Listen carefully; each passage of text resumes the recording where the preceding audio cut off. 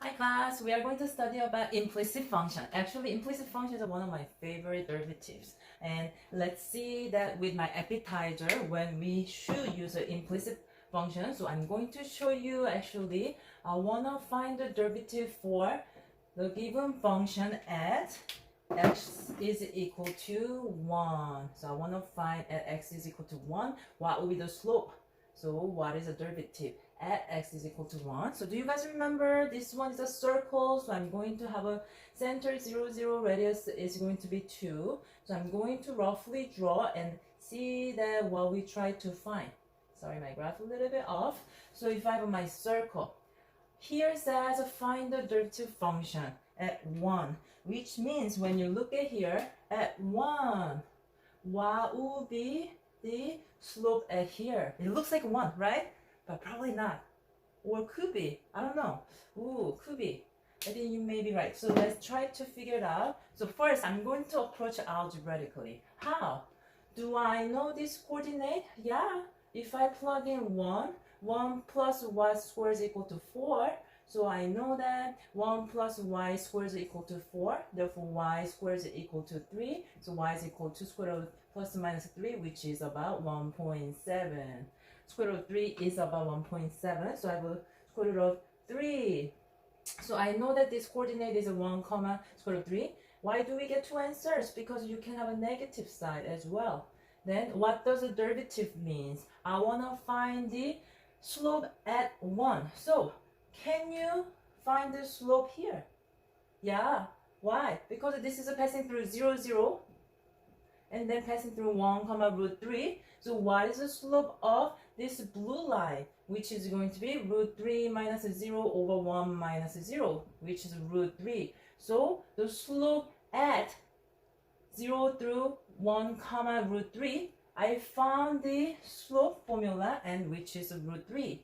So this is going to be root 3. Then anybody could guess what will be slope of red color, which is, do you know that it has to be perpendicular? Always when you have tangent line is going to be multiple, it has to be 90 degrees from the surface. So this will be perpendicular of your slope here. That will be negative 1 over root 3. So that's what I got at 1. So I found this slope algebraically. Slope at 1 is negative 1 over root 3. Okay. Then how do we find this one using our derivative?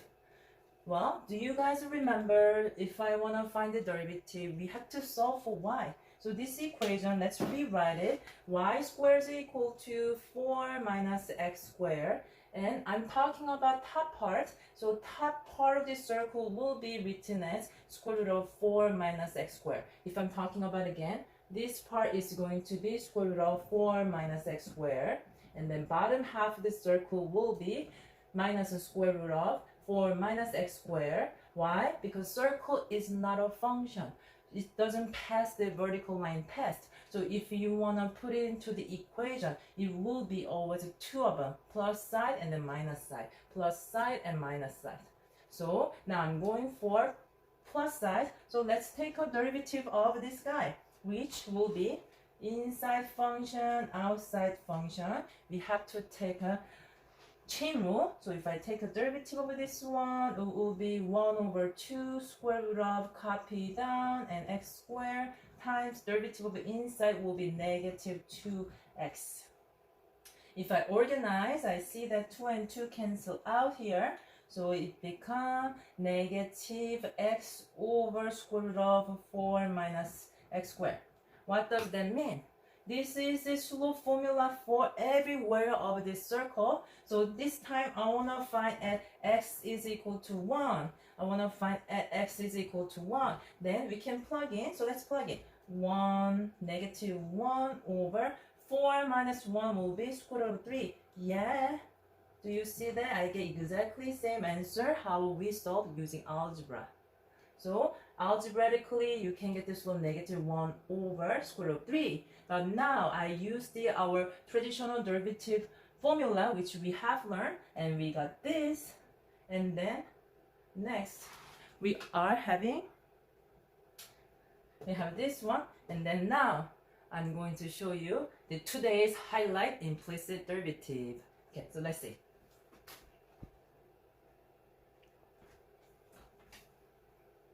Okay,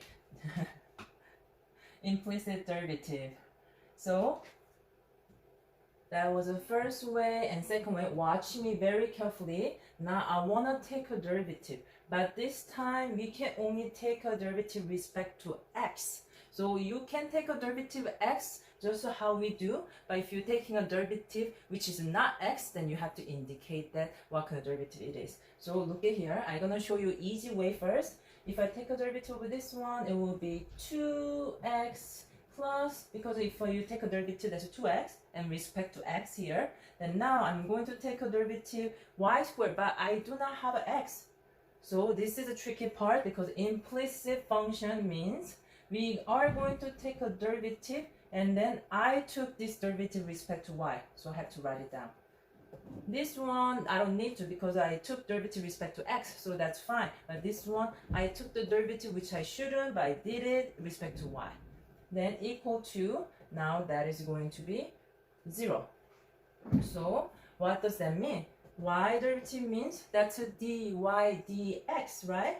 So I can actually rewrite for this form, which is a dy dx.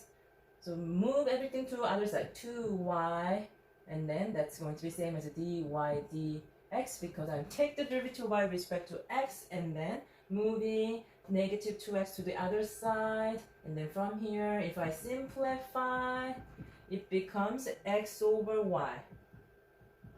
I'm done. So now look at what is the x value. X value is 1. At that time, what's y value? It's going to be root 3. So I forgot negative here, right? So x value when it's 1, y value is root 3, and then formula we have a negative. So we get exactly same equation. And this way we call as implicit function. When do we use implicit derivative? When the function is not a function. Then by indicating, you can solve the derivative. As you see, it's a lot easier than any other ones, but we need to practice a little bit. So let's keep practice with me. Okay. So class, let's look at some main dish if you understand a little bit better. So earlier, I'm gonna briefly explain what we did. X squared plus y squared is equal to 4. I'm taking derivative respect to x. So this means we like to have this is what we wanna have. But this is okay because it already is in terms of x, so that becomes a 2x. And then this guy will be 2y, but we took the derivative respect to y, not x. So indicate that you want to take a derivative by dx. And then that's going to be 0. If you are confused this one, I'm going to use this notation for now this way, and then later on I'm going to change it. It's the same meaning, but I took the derivative of y respect to x. That's what I tried to show. So from here, let's look at, I'm still taking derivative respect to x. Dx is what I want to see over the y. So do you see? Oh, I see some chain rule here. So let's take a derivative of the left side, which is going to be 1. And then the rule is leave it plus product rule. Now leave it. And then take a derivative, but I took a derivative respect to y, so I have to indicate that this was a y derivative. Continue. So plus y to the fourth power. Again, same thing. This is not involved with x, but I'm going to take a derivative. So I'm gonna take a derivative for y to the cube, but that was derivative of y. So I have to multiply that, equals. The next one is involved with x, so it's okay, not need to write y prime and 1 over x. So look carefully. These are the terms I want to solve for, because dy dx. So these two terms I'm going to factor out and then move this one to other side. So y prime is going to be in front. And then parentheses inside, if I organize, x over y plus 4y cubed.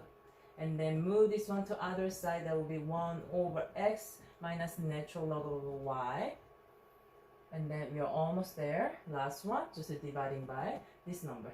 So y prime is going to be dy dx is 1 over x minus the natural log of y over x over y plus 4y cubed. That's the answer. Let's keep trying with me together. So next one, look at next one, next to the third power. So I see that now chain rule, this one itself in here. So if I take a derivative of this one, it will be itself times inside, and everything is x, then I'm okay. Next one, if I take a derivative 1 over y, but that was derivative of y instead of x, and then 5 becomes 0. So all you need to do is, I'm going to solve for this one, move everything to other side. So y prime is equal to e to the x cubed times 3x squared. I should organize it better, and then negative 3x squared e to the x cubed. This whole thing I move to right side. Now I have 1 over y. You have to multiply y to get rid of it. So I'm going to multiply by y here. Then everything will be negative 3x squared y e to the x cubed. That will be your answer. Okay, how are you doing? Okay, 2 more. Keep looking, then you will see the pattern. So just take a derivative, and then if it's not with that variable, just indicate with y prime or z prime or t prime. So C, take a derivative, that will be 6x plus 2y. However, that's not x, that was y. So I'm going to write it y prime plus, take a derivative is 4. The next one, I'm forcing to take a derivative respect to y, so I have to write it, that was y derivative by multiplying is equal to 0. So if you look at, I just took the derivative, keep looking at the pattern, and if it was not involved with x, then I just put y prime multiplying right next to. So same thing, I can combine these two by factoring out y prime inside 2y minus 6. And then rest of them I can send it to other side, minus 6x minus 4. And then we can divide by next one, which will be y prime is equal to, we can just factor out by 2. So I get negative 3x minus 2 over, that's equal to 2 and y minus 3. So your final answer is going to be this. So that's your implicit derivative. That means when you have x value and y value by plugging, that will give me the slope of the function. Then one more, last one. So the root of x, if I take a derivative, we've seen a lot, right? 1 over 2 root x. And then don't be nervous, it's going to be same. 7 over 2 root y. Everybody okay? Then, Younghan, we have to put y prime. Yes, this one was y prime derivative. So I'm going to put here. Then all I need to do is to solve for y prime. So both I'm going to multiply reciprocal. Both I'm going to multiply reciprocal. So that's going to be y prime. If I have a 1 over 2 square root of x, this I'm multiplying 2 root y over 7. Right? So they cancel out, they cancel out. I can rewrite my function will be, I hope you can see, root, oh, I can simplify this way, 7 root y over x. Sorry, I'm squeezing. This is a big 7. Big 7 times y over x. I think that's nice. Yeah. Can you see okay? Okay, that is my derivative function. So you just need to plug in x and y. So that's my main dish. There are very similar question problem waiting for you. So compare and then try to check you can do derivative before you do homework. So keep doing. I actually love implicit derivative. So keep doing and then talk to me. In class, let's look at my in-class activities answers. How did it go? Did you do okay? So instead of writing y prime, I tried to write it everything dy dx. That's also what it means, and then later on it will be very handy when you have a x y z variables. So just it's the same meaning, and then I rewrote it and then solve for dy dx. So careful, this one also I pull it out dy dx, and then do you see that I have a x over y plus 5y to the fourth power, I pull it out in the factor and then divide it. And then 1 over x plus 1, I move this number to right hand side, and then after they divided your factors. So careful. Everything, if you taking derivative of the variable which is not x, then always just indicate you took the derivative of dy. So what that means, you took the derivative of this one by dy, and then you just respect to the x, you rewriting again. Basically, there's a chain rule inside, you are using it, and you will get familiar later after you do more practice. So look at my work, and these are all my answers. And good job. Okay, so let's continue our dessert. So I'm going to explain to you why do we have to use implicit function derivative. Also, why we've been doing why do we try to find the tangent line always. So let's look given function in here. This is not even a function. We call it implicit function, which when you have x and y both involved. And then look at here. Can you solve for y? Can you solve for y? This case, we cannot solve for y, right? So when you actually graph it, it's not gonna show as a function form.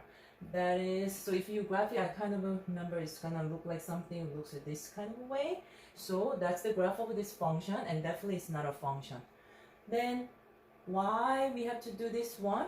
Well, when you look here, I cannot solve for even y, although I have an x value. That's why we cannot find that. We have to approach this way. So listen one by one.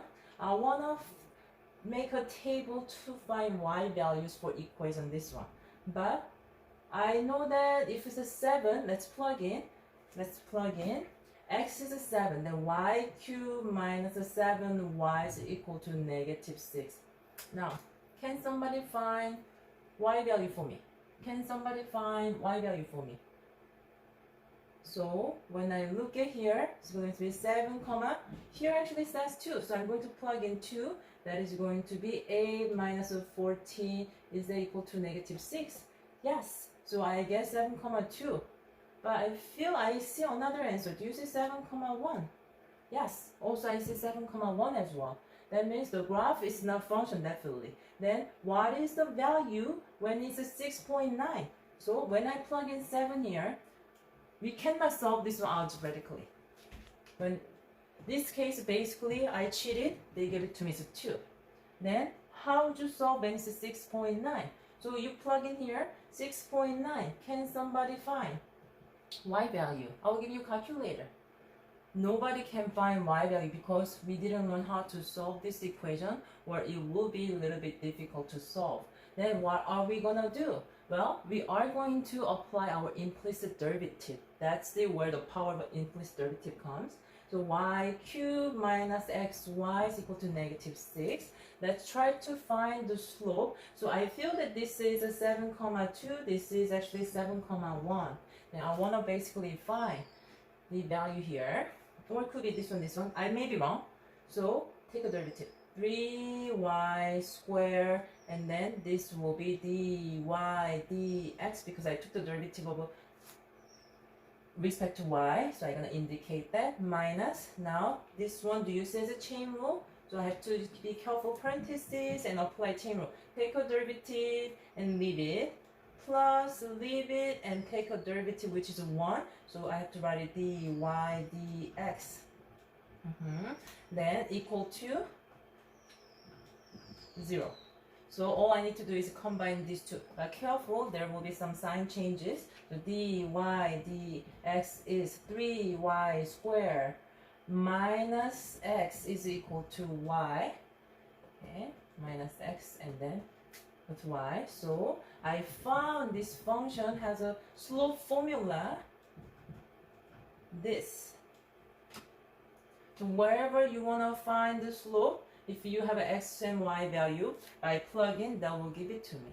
So let's plug in here. This time it passed through 7, 2. So if I plug in, 2 over 4 times 3 is going to be 12 minus 7. So I said 2 over 5. So at 7, my slope is going to be 2 over 5. Probably this one more meant to be around here as my point. But that's going to be 2 over 5. and then I only see the one slope. As wherever else you don't see it other places. Then from here, 2 over 5, what else I can do? Well, from here, can I find this tangent line? Tangent line, my graph is definitely off. I didn't scale it at all. So I know that point passing through 7, 2, slope 2, 5. Y minus 2 equals 2 over 5, x minus 7. So let's solve this one carefully. Then my equation, y is equal to 2 over 5, x minus 14 over 5 plus 10 over 5. I brought this one to other side. Therefore, I get 2 over 5x minus 4 over 5. Are you guys following? Okay. So, I cannot find the value where it was 6.9 of exact your function value, because although we plug in, we cannot solve for y since it is not a function. Then, I'm going to borrow this approximate tangent line. We call this one as a linearization too. It's a very similar meaning. Approximation for those values. All the times we cannot find all of those values, that we have to find the tangent line around that point using the calculus, and then we estimate this value there. So now if you plug in 7, oh, I wrote it this one wrong. If we plug in 7, it should be 2, right? I'm sorry, making always a little mistake. So how do I find when the value of 6.8 of this function? Well, we cannot find it actually, but I'm using the approximation of my tangent line. That will be, if you plug in 6.8, I actually did it for you. So that gives me 1.92. You can also plug in and check. And next one, when I plug in 6.9 here, then my y value is going to be 1.96. And 7.1 gives me 2.04 and 2.08. So the reason I'm showing you is I cannot find exact my y value of this function. Then what do? We use a calculus to find the tangent line near that point. Then borrowing that point, I'm plugging this value, that y value pops out. That's my estimation. But you have to be careful. This case is overestimated or underestimated. It is overestimated because my graph and the tangent line is above. So let's just say that I'm looking for this point of my original function, but I cannot find the y value, that I'm going to use my tangent line to find the approximation, and that gives me about this number. So that's how they could guess those values around the function or implicit function that we cannot graph it. This has a lot of information in here, so I hope that you understand the meaning when do we use, and that it was an excellent example when do we use this one, the linear tangent line, when do we have to use a tangent line. So that's what it is. Now I'm going to continue when the point is going to be horizontal, and then when it's going to be vertical as your slope. So when you look at this one, anybody see horizontal slope? I didn't graph really nicely, so if I just graph kind of roughly like this one will be like that. Then anybody see that? Probably decimals will be better. So let me leave the answer here. Okay, class, let's continue our last two questions of our dessert. So when you saw this one, did you notice that we found the derivative, and then when we plug in 7, 2, we actually got as a value of 2 over 5 as a slope, right? Now let's look at this one as a graph. Wait for me. I punch in our original function and original equation, and then this is a graph that we have. So if you look at next B and C, we are asking when it's gonna have a horizontal slope, when it's gonna have a vertical slope. So now look at the graph. That's what I wanted to show you. Do you see anywhere your slope is going to be horizontal? I don't see anywhere slope will be 0. So I do not look like I have them. And anywhere do you guys see that slope will be vertical? Yes, I see it actually one here. That's going to be slope as undefined. So let's go back to our back to last page. Now I want to actually prove that all the points where tangent line will be horizontal. How do we prove? I know this one is slope is horizontal means 0, so I'm going to put 0, which is going to be 0 over 1. Let's do cross multiplication. That's how do we solve. Y is equal to 0. So I found when y is equal to 0, it will have a horizontal slope. So let's plug in here. If I plug into my original value in order to find the x value, 0 minus 0 is equal to -6. Is that true? No, it's not. What does that mean? There's no such x exists that it makes a horizontal slope. So there's no horizontal slope in this case. Because algebraically we proved that whatever makes 0 as y, nothing come out as x value. Then how about this time our tangent line to our equation has a vertical slope. So as we saw earlier, did you see that the number was around 6 something something if you look at the video again? Then that's what we want to find. And we found one point there. So let's try to solve. So dy dx, our slope equation written as this. Vertical slope means what? Vertical slope means undefined slope. So this one we use as 0 over 1. Vertical slope was 1 over 0 because that's undefined slope means. Denominator is 0, that's undefined slope means. Now let's cross multiply. So I get y which is equal to 0. 0 is equal to 3y squared minus x. So I can solve. Oh, x is equal to 3y squared. Then what should I do? I know that x is the same as 3y squared. So I'm going to plug in my original function. Y cubed minus x is 3y squared times y is equal to -6. Then continue from here. That's going to be y cubed minus 3y cubed will be minus 2y cubed is -6. Y squared is going to be 3. So y is going to be cube, right? And then that's a 3. Y cube is going to be plus minus cube root of 3. Almost there. So when y value is cube root of 3, then what is going to be my x value? We can plug this number back here to find x. So y value is plus minus 3 cube 3. And then if I plug in y value back, do you see that that becomes a 3 cube root of 3 square? I'm going to punch in this number if it really gives me the number I want to have, which will be 3 times 3 to the 2 over 3, right? And you can actually go more too. You can do 5 over 3. So let's see. I'm guessing about 6 point something where we saw. So 3 times 3 to the 2/3. Okay, I got 6.24. Yeah, this number is about 6.24, comma 3 to the 1/3 is 1.44. So if you go back to the graph where I get the vertical slope, it's going to be this one. I don't think we get the negative side. So remember 6.24, 1.44. Now do you see that actually I put my cursor there? And then good job, exactly the same number. Now with the calculus you can find all those awesome numbers. Okay.